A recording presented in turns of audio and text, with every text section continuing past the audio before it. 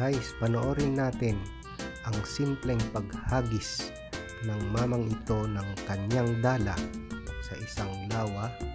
Sa tingin ko walang mahuhuling isda dito kasi kung titignan mo ang tubig medyo malabo. Pero ano kaya mangyayari?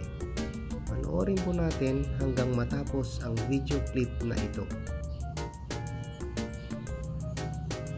Ayun, medyo malapit-lapit na ang katotohanan para malaman natin kung may mahuhuli nga siya o wala dahil nga malabo ang tubig.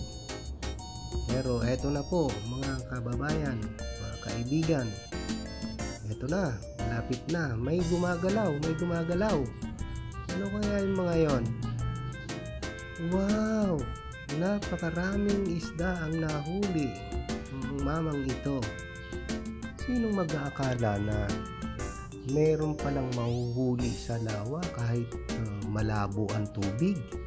At kung titignan mo, parang wala kasi hindi gumagalaw ang tubig. Wala ka man lang nakikitang lumalangoy na mga isda. Pero yan ang pruweba, oh.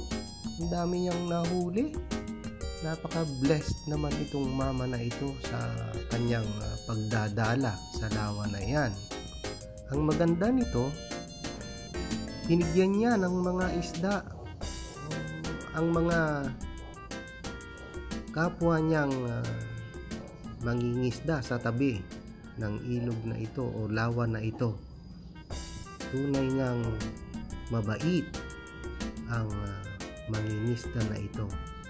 Sana sa lahat ng mga mangingisda, ganyan po kayo lagi at lagi nating ipamahagi kung ano man ang blessings na natatanggap natin